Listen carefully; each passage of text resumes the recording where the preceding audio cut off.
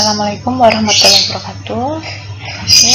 Dalam video kali ini saya akan menjelaskan materi lanjutan dari materi sebelumnya. Sebelumnya kita sudah belajar fungsi, kemudian di pertemuan kali ini kita akan masuk ke selanjutnya, yaitu limit dan kekontinuan. Sebelumnya saya akan mengenalkan yang namanya limit fungsi dulu ya.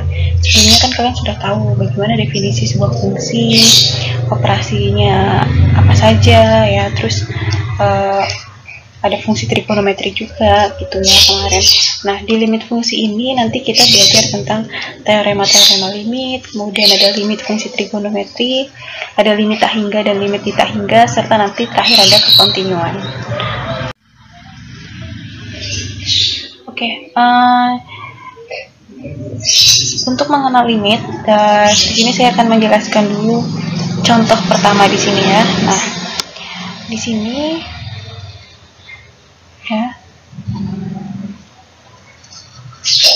Nah, saya mempunyai fungsi fx ini ya, x pangkat 3 min 1 per x min 1. Nah, ketika kita temukan nilai fungsinya di beberapa titik, misalkan ketika x-nya 1,25, kemudian x-nya ini disubstitusikan ke sini ya. Nah, nanti hasilnya akan ini, fx-nya 3,813. Ketika x-nya 1,1, nanti nilai fungsinya akan sekian ya. Dan seterusnya, kalau misalkan x-nya 0,99, ketemu fx-nya nanti 2,97. Jadi nilai x ini dimasukkan ke nilai fungsi yang ini ya, nanti ketemu nilai fx-nya. Nah, bagaimana ketika x-nya sama dengan 1? Nah, di sini ya, ketika x-nya 1, nilai fx-nya bagaimana ya. Nah, ketika x-nya sama dengan 1, di sini nanti akan muncul bentuk 0 per 0. Kenapa? Karena coba kita hitung di sini. Ketika x-nya 1 berarti kan 1 pangkat 3, 1 kurang 1, 0 ya, 0 yang atas. Kemudian yang bawahnya 1 kurang 1, 0. Nah, berbentuk 0 per 0 seperti ini ya. Nah, kalau 0 per 0 ini kan berarti nilainya tak terdefinisi ya. Jadi di sini untuk nilai fx-nya di sini kita menemukannya bentuknya 0 per 0 ya. Jadi yang terjadi jika fx-nya mendekati 1, itu kita bisa tuliskan dalam bentuk limit seperti ini ya. Jadi artinya limit ini itu ketika nilai fx ketika x-nya itu mendekati 1 ya. Ketika x-nya mendekati 1, di fungsi fx ini kita tuliskan sebagai limit seperti ini ya. Jadi limit itu ya di sini nilai fungsi ketika x-nya mendekati suatu nilai ya. Jadi ketika x-nya mendekati 1, nanti nilai fx-nya berapa gitu ya. Nah, ini kalau secara disubstitusi secara langsung kan hasilnya 0 per 0 ya.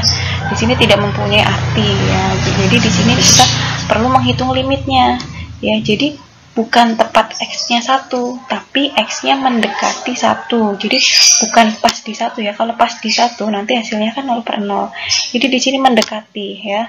Mendekati 1 ya, hampir ke 1. Jadi dituliskan dalam bentuk limit seperti ini ya. Nah, kemudian dari tabel yang tadi kita bisa gambarkan ya. Tadi kan membentuk suatu pasang titik-titik ya. Ketika x-nya berapa, fx-nya berapa. Jadi ini dikumpulkan titik-titiknya membentuk suatu fungsi ini ya. Grafiknya seperti ini. Nah, di sini bagaimana ketika x-nya mendekati 1? Satunya kan di sini nih. X-nya itu mendekati 1. Jadi mendekati 1 ya. Nah, bagaimana dengan nilai fx-nya ya. Jadi kalau misalnya berdasarkan si grafik ini, berarti kan fx-nya nanti ketika x-nya 1 ya, berarti dia nanti akan di sekitar sini kan ya. Nah, sini.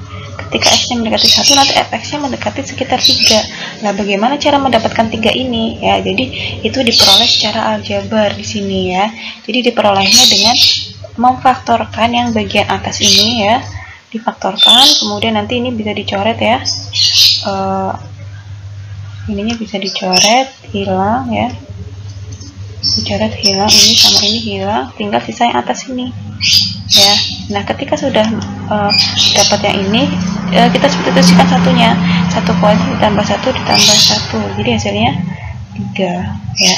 Jadi kalau misalnya hasilnya 0/0 ketika disubstitusikan secara langsung, itu dapat dihitung pakai limit seperti ini ya, dengan operasi aljabarnya bisa difaktorkan ya. Jadi nanti munculnya bukan 0/0 tapi suatu nilai ya. Di sini nilainya 3. Jadi ketika x-nya mendekati 1, nanti nilai fx-nya itu mendekati 3 di sini ya. Nah, seperti itu limit ya, secara visual dapat dilihat seperti grafik di sini ya. Ketika x-nya mendekati 1, nanti fx-nya berapa ya, nilai fx-nya berapa, seperti itu. Nah, sebagai contoh lain di sini saya punya fx-nya itu x-1 per akar x-1 ya. Bagaimana ketika x-nya ini mendekati 1? Nah, di sini ya. Nilai fx-nya nanti bagaimana? Nah, di sini dapat 2 ya. Nah, secara aljabar ini bisa digunakan pakai pemfaktoran ya.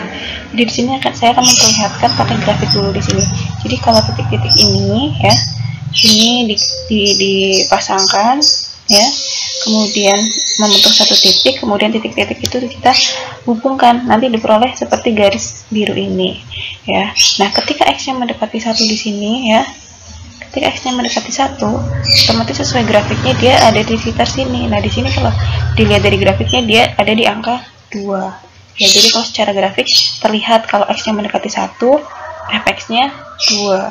Tapi kalau secara aljabar nanti ada pengerjaannya beda lagi. Nah, ini yang akan kita pelajari, pengerjaan limit secara aljabarnya seperti apa ya. Salah satunya dengan cara pemfaktoran ya.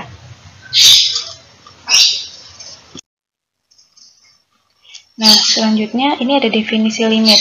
Ini secara matematis ya. Jadi ini mungkin ada simbol-simbol secara matematika yang mungkin kalian agak bingung di sini ya, maksudnya apa. Nah, jadi di sini kalau secara matematika itu ada definisinya. Jadi ini yang kebalik ini untuk setiap ya, untuk setiap epsilon ya, untuk setiap epsilon yang lebih besar dari 0, epsilonnya ini ya, berarti epsilon itu selisih ini nih, ini epsilon ya, dan terdapat delta ya, jadi deltanya segini. Untuk setiap epsilon terdapat yang kebaliknya terdapat ya, atau ada delta lebih besar dari 0, kemudian kebalik ini sedemikian sehingga jika jarak antara x sama c ya, x sama c nya itu kurang dari delta, maka berlaku si jarak dari fx dan l nya itu kurang dari epsilon ya, seperti ini. Jadi kalau misalkan ini ada untuk setiap epsilon ini ya ada delta, sehingga jarak dari x menuju c ya, jadi dari sini dan dari jarak ya, jadi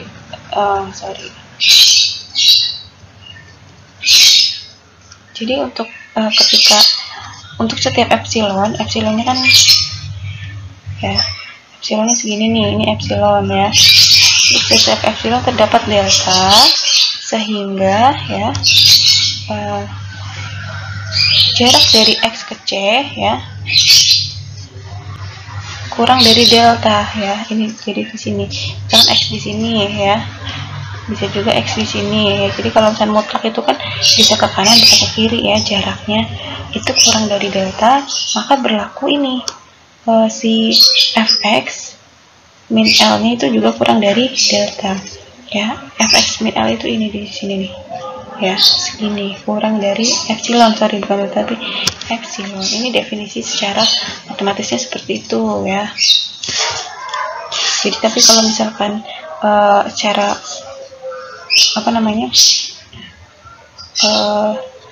kita gampangannya intinya kita mencari nilai fx, tapi ketika x nya mendekati c nanti hasilnya l gitu ya. Nah, fungsi juga ada yang tidak punya limit, jadi tidak semua fungsi itu punya limit. Contohnya nih, misalkan saya punya fx nya itu 1 per x. Nah, bagaimana limitnya ketika x nya mendekati 0? Ya, kita bisa lihat dari grafiknya. 1 per x ketika digambarkan kan hasilnya seperti ini kan. Nah, ini kalau diteruskan ke sana, jadi dia tidak akan menyentuh di sumbu x ya. Jadi ketika x nya 0 di sini ya, x nya 0 di sini, dia nanti nilai 1 per x nya itu makin tak tentu ya. makin tak tentu di sini. Makin tak tentunya bagaimana? Nih, lihat, ketika x-nya 0,01 kan di sini ya. 0,01 di sini ya. Nanti sorry, ini harusnya di sini ya. Jadi x-nya 0 itu ini ke sini. Jadi kalau misalkan x-nya itu di sekitar sini ya, x-nya di sini aja nih, dekat 0, tapi belum 0 tapi dekat ke 0 ya. Misalkan 0,01, kemudian kita masukkan ke 1 per x ini, 1 per 0,01 kan adalah 1000. Jadi nanti dia hasilnya nanti di sini, misalkan di sini ya. Kemudian nanti kalau misalkan 0-nya lebih dekat lagi ke sini, ini lebih dekat lagi ke sini, nanti dia akan di sini. Jadi dia tak tentu ya, dia caranya akan ke atas terus seperti itu ya. Jadi ini menuju tak tentu ya. Jadi kan dia akan semakin besar ya nilainya. Jadi ini salah satu fungsi yang tidak punya limit. Jadi limit dari x menuju 0 dari super x itu tidak ada ya. Nah, kemudian hal-hal yang menyebabkan suatu fungsi tidak punya limit itu ada 3 di sini. Adanya keterbatasan ya, adanya osilasi, adanya loncatan ya. Kemudian nih contohnya di sini ada limit x menuju 0, x kuadrat min cos x per 10.000 ya. Ini tidak ada. Nah, ini bisa kita lihat di sini ya. Ini kita hitung nilai fx-nya di beberapa titik ya, di beberapa titik di sini. Ini x-nya, kemudian ini fx-nya. Nah, ketika x-nya menuju 0, sebelah di sini ini kan angkanya akan semakin menuju ke kecil ya, menuju 0 ya. Jadi kita menginginkan ketika x-nya menuju 0 ini pasti dia akan ke 0 kan, karena dia semakin ke menuju 0 dia akan semakin kecil, 0,0000 gitu ya. Jadi dia akan menuju ke 0 gitu. Tapi grafik y cos x itu mendekati 1 untuk x mendekati 0 ya. Jadi ketika x-nya mendekati 0, nilai cos 0 itu kan 1 ya. Di sini 1 ya. Jadi di sini 0 kuadrat min 1 per 10.000 itu hasilnya kan ini ya. Nah, di sini nilainya itu ada keterbatasan di sini ya. Jadi nilai fungsinya itu, nilai limit fungsinya itu tidak ada ya. Nah, contoh yang lainnya di sini limit sin per x ya. Nah, ini ketika kita hitung sin ya, kita memasukkan beberapa nilai x di sini kan ketemunya ini kan. Jadi berulang di sini 1 0 min 1 0 1 0 min 1. Jadi ini berosilasi namanya. Jadi kalau digambarkan nanti dia kayak gini ya, kayak bergelombang gitu. Jadi dia berosilasi. Jadi kalau nanti grafiknya digambarkan berosilasi seperti ini, itu nilai fungsinya mendekati di beberapa titik tertentu dia tidak ada ya, karena dia berosilasi. Jadi nilainya itu berubah-ubah ya. Jadi nilai sin per x itu tidak ada. Nah, selanjutnya ini ada fungsi ya. Jadi untuk nilai x kurang dari 1 kan berarti sebelah kiri. Kalau kurang dari 1 dia kurvanya ini. Tapi kalau untuk lebih dari 1 dia kurvanya ini. Nah, bagaimana jika kita menghitung limit x mendekati 1? Berarti kan di sekitar sini kan. Ini kalau ini dari kiri ya. Kalau ini mendekati dari kanan ya. Kalau mendekati dari kanan, dari kiri ya. Dari kiri berarti kan dia ikut grafik yang ini ya. Nilainya kan berarti di sini nih ya. Nilainya di satu nilai di sini ya. Tapi kalau dari kanan dia ikutnya ini ya. Nah, dia nilainya nanti ada di sini. Ini kalau dari kanan ya. Nah, ini kan nilainya berbeda nih ya.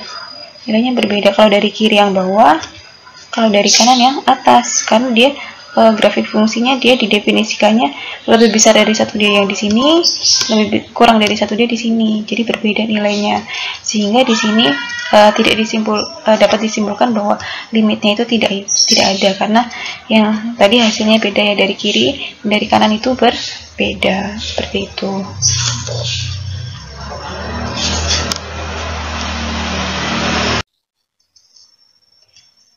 Nah, sebagai lanjutannya di sini kita bisa lihat grafik di sini. Nah, kita mau menganalisa nih, dia akan ada limitnya enggak nih ya. Misalkan untuk limit X menuju A ya, menuju A kan ini ya, X menuju A nya ini. Nah ini grafik fungsi fx ini ya. Nah ini grafik fx nya.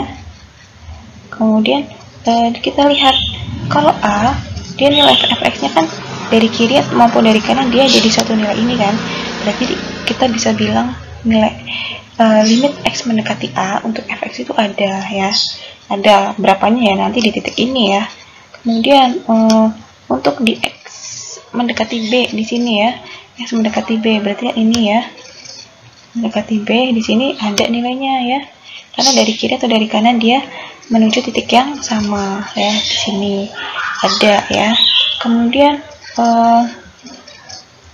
untuk X mendekati C di sini ya, X mendekati C berarti kan ini ya. Nah lihat, kalau dari kiri kan dapatnya ini, tapi kalau dari kanan dapatnya ini, kan dia terjadi perbedaan ya. Nah di sini kita bisa katakan bahwa nilainya itu tidak ada, karena nilai fungsi di titik mendekati C dari kiri dan nilai fungsi fx C dari kanan itu nilainya berbeda ya. Kemudian untuk yang X nya mendekati D di sini ya, D kan ini. Nah lihat, dia limitnya tidak ada. Karena apa?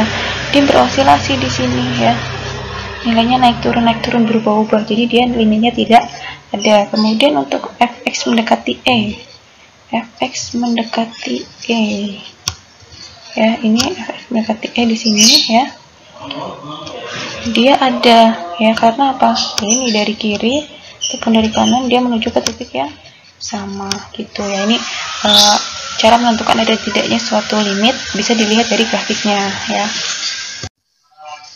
Nah tadi kan saya sekilas sudah bicara tentang limit dari kiri, limit dari kanan. Nah di sini ada yang namanya limit kiri dan limit kanan ya. Limit kiri itu apa? Berarti dia didekati dari kiri ya, limit kiri. Nah, ini limit kiri untuk X sama dengan tidak sama dengan A. Jika X mendekati A dari sebelah kiri, maka fx nya mendekati L ya. Jadi ini arahnya saja, jadi cara ngitungnya sama aja, hanya saja di sini arahnya saja dia dari kiri ya. Kalau ini dari kanan, nah gini ya, dari kanan. Nah dari kanan berarti kan dari sini. Nah ternyata menuju ke titik yang ini ya, jadi dia limit kanan namanya. Nah di sini ada teorema bahwa ketika limit kiri dan limit kanannya sama, maka limitnya ada ya. Jadi kan sekilas di contoh-contoh di gambar sebelumnya, limit kiri sama limit kanannya dinilai yang sama nih, berarti limitnya ada. Kalau nggak sama berarti limitnya tidak ada. Nah, ini ada teoremanya ya. Ketika limit kiri dan limit kanan sama, maka nilai limitnya ada ya. Nah contohnya nih, misalkan selidiki apakah fx mutlak x per x itu memiliki limit di x sama dengan 0 ya. Nah ini mutlak x kan kalau didefinisikan seperti ini ya, ingat definisi nilai mutlak di materi sebelumnya, dia akan bernilai x kalau x nya lebih dari 0 dan bernilai min x ketika x nya kurang dari 0 ya. Tuh. Nah bagaimana ketika si x nya itu mendekati 0 ya, x nya mendekati 0.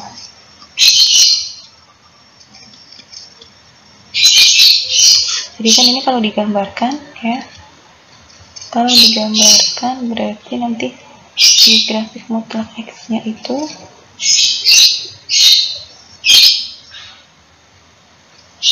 ya, ketika digambarkan grafiknya nanti jadi ini kan sumbu x ya.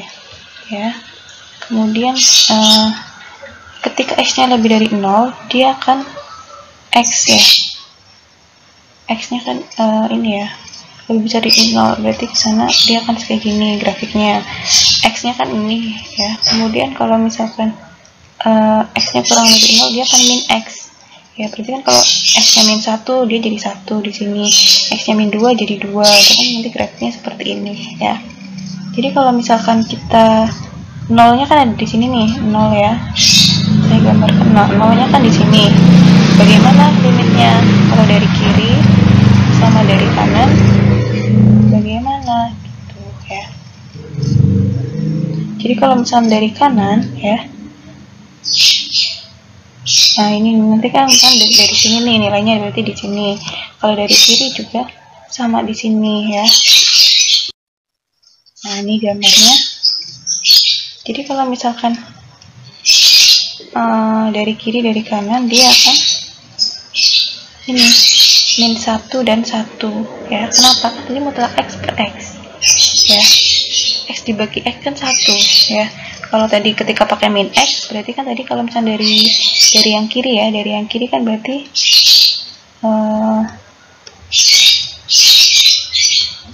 limit ya,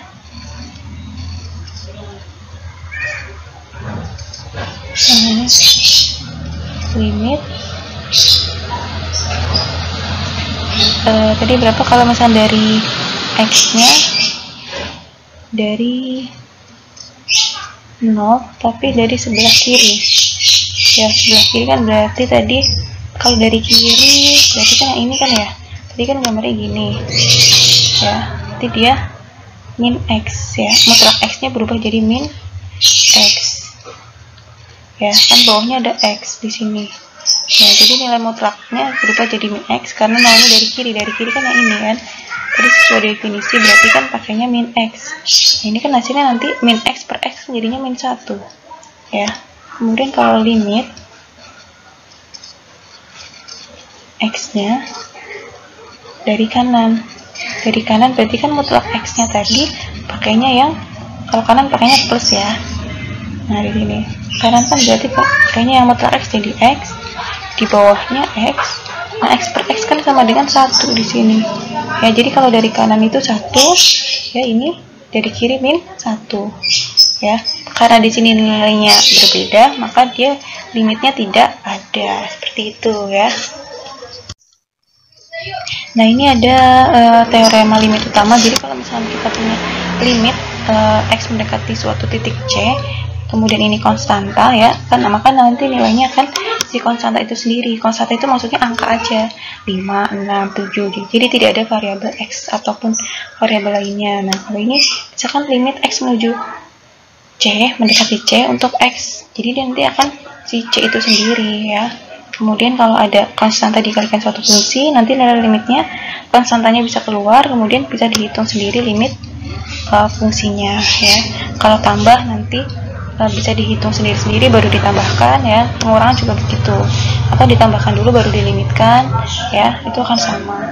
Kalau perkalian juga ya, dikalikan dulu baru dilimitkan, ataupun dilimitkan dulu baru dikalikan ya, itu hasilnya akan sama. Ini teorema limit utama ya. Ini juga ada pembagian, jadi dibagi dulu baru dicari limitnya, atau cari limitnya dulu baru dibagi, nanti hasilnya akan sama. Tapi bawah sini nggak boleh 0 ya. Nah kalau ini pangkat juga, jadi dipangkatkan dulu baru dilimitkan, atau limitkan dulu baru pangkat, hasilnya akan sama ya. Begitu juga dengan akar seperti ini ya. Ini ada latihan ya, silahkan dicoba cara mengerjakannya ya. Nanti kita bahas, dicoba sendiri dulu ya, nanti kalau ada kesulitan kita diskusikan bersama-sama. Nah ini limit fungsi rasional ya. Jika Pn per Pm ya merupakan suku banyak ya, terpolinomial, nanti menghitung limitnya biasanya difaktorkan ya, kemudian nanti ada suku yang sama dicoret, baru nanti disubstitusikan ya. Ini kan difaktorkan, kemudian ini nanti dicoret, sisanya X plus 3, kemudian disubstitusikan X nya 2 tambah 3 5. Nah, ini ada latihan ya, silahkan dicoba. Ini rasional ya, biasanya difaktor-faktorkan ya, seperti itu. Nah untuk hari ini mungkin penjelasannya saya sampai di sini dulu. Nanti selanjutnya saya lanjutkan ke materi limit lanjutannya dan ke kontinuan ya. Jadi nanti sampai UTS materinya sampai ke kontinuan ya. Jadi kita nanti masih ada 2 pertemuan lagi. Di pertemuan terakhir nanti insya Allah mau ada kuis ya. Jadi untuk review sebelum kita melaksanakan UTS ya. Mungkin sekian dulu dari saya untuk video kali ini. Kurang lebihnya saya mohon maaf. Terima kasih. Wassalamualaikum warahmatullahi wabarakatuh.